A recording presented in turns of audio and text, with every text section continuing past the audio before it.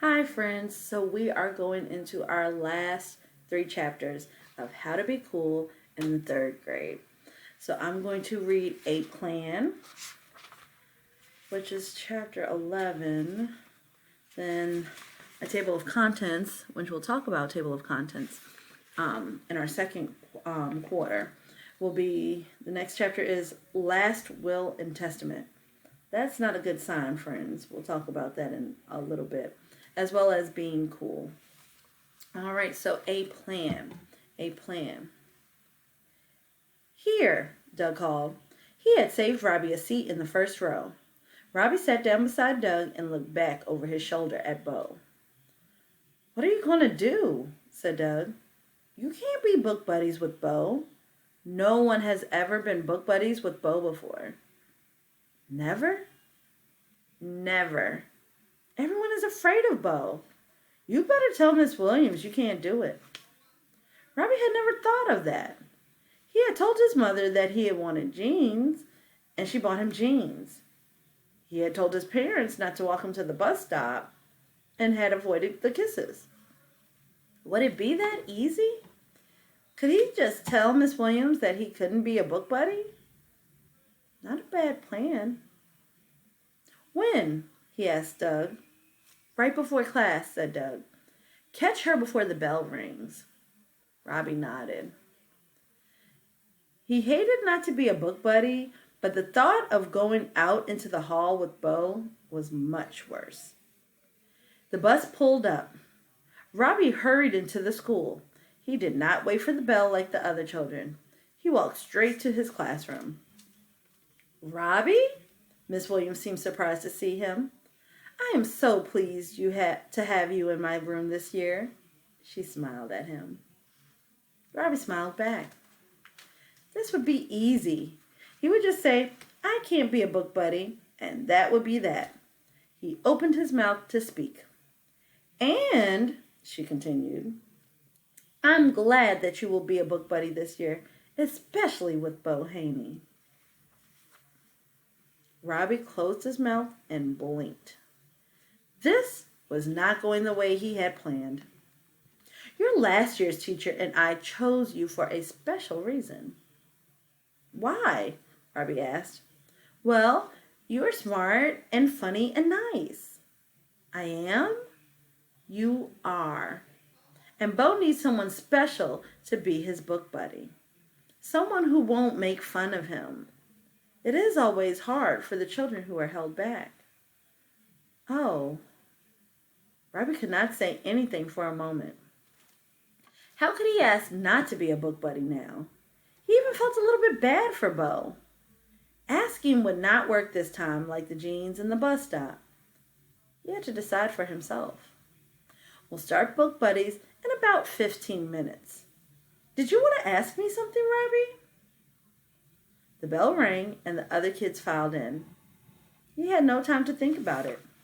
He couldn't ask her now. He couldn't avoid Bo now. No, said Robbie. It was nothing. His plan had not worked. He walked back to his desk and put his head down. In 15 minutes, he would be book buddies with Bo. Next chapter, Last Will and Testament. Robbie opened his notebook to a blank page and wrote, Last Will and Testament. That's what people wrote before they died. He looked over at Bo. He didn't have long now. 15 minutes at the most. To my friend, Doug Daniels, I leave my baseball card collection and my throw-yo. To my neighbor, Toby, I leave my stuffed animals and my G.I. Joe action figures. To my mother, I leave my... Robbie? His thoughts were interrupted by Miss Williams. Robbie, it's time for book buddies. Miss Williams waited at the door with the red folder. Bo was standing beside her. He seemed to fill up the opening of the door. This did not look good. Robbie got up. He felt the eyes of every student in the class watching him as he walked toward the door. "Nice knowing you," a voice whispered. "Good luck. You'll need it," said another voice. He walked up and stood beside Miss Williams and Bo.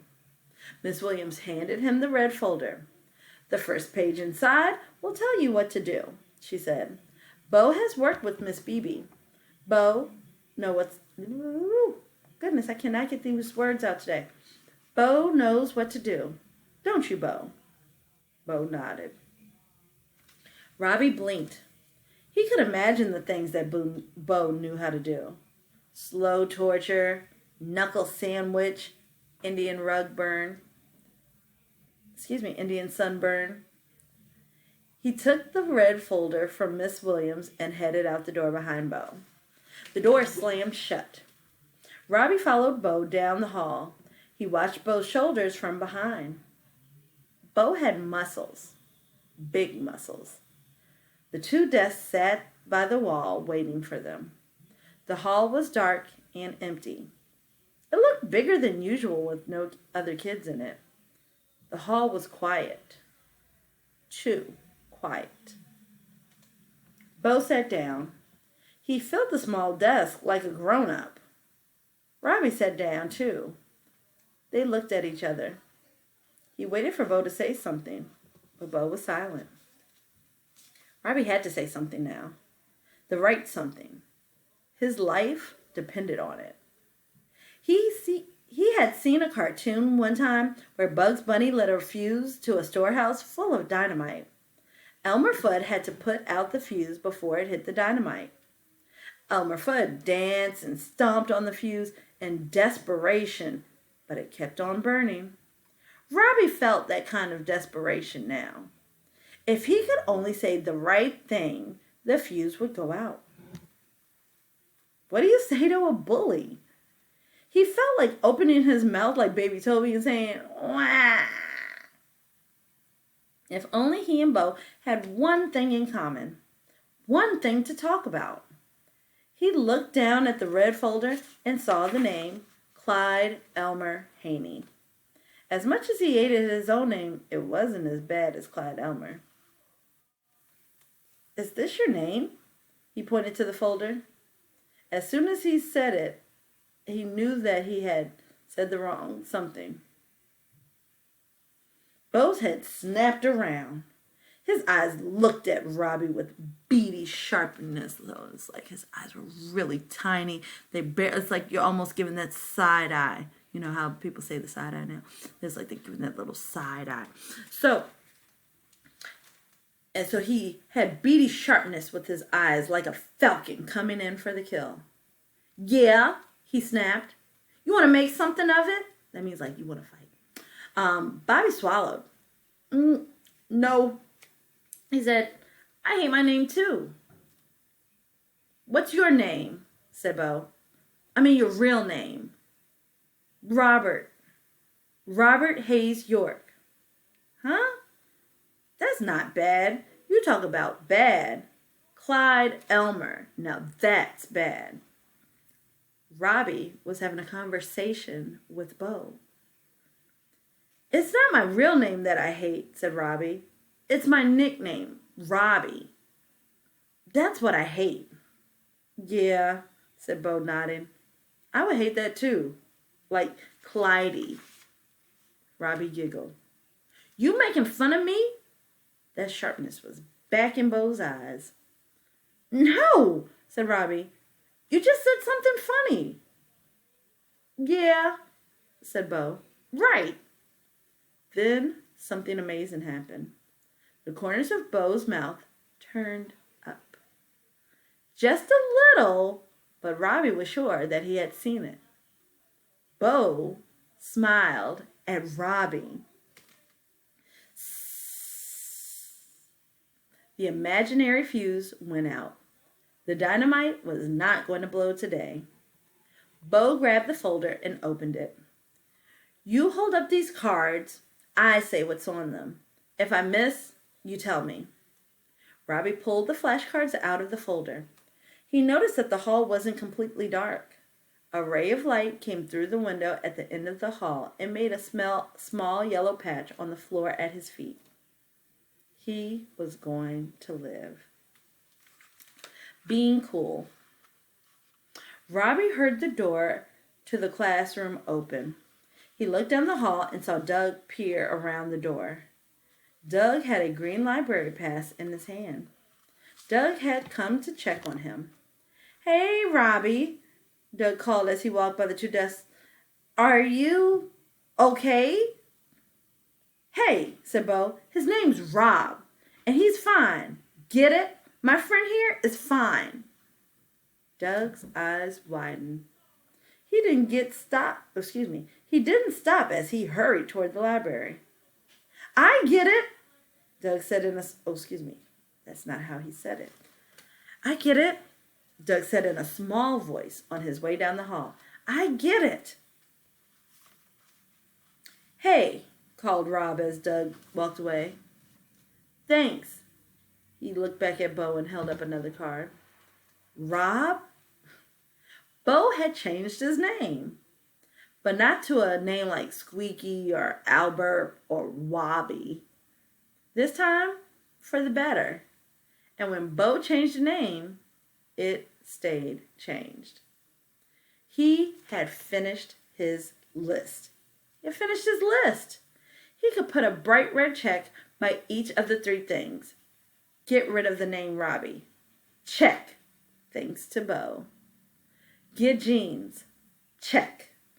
He looked down at his new blue jeans. No one had even noticed them yet. No kisses at the bus stop? Check. That didn't seem so important now. So, was he cool now? Yesterday, he had thought coolness was an armor against bullies. Maybe it was, in a way, but not in the way that he thought. The jeans had not mattered, or the kisses, or his new name. He thought about what Miss Williams had said. Was he smart?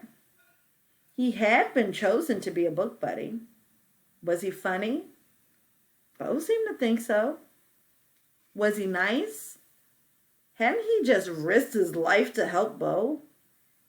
He was proud of that. Maybe that's what being cool was all about. How about this one, Bo? He held up another card. They had a lot of work to do. He was too busy to worry about being cool. It was going to be a great school year. So, we're finished with How to Be Cool in 3rd grade. I really hope that you enjoyed your first chapter book in 3rd grade. I always liked it. I liked the change of pace at the end. I was not expecting them to have that connection like that. But you'll be surprised at who you have connections with if you just talk and have a conversation with them instead of thinking all those crazy thoughts that can go in your head when you're scared or nervous sometimes. So I hope you like this book, and I'll want you to get ready for our next book, which will be Ada Twist and the Perilous Pants. So thank you for tuning in, friends.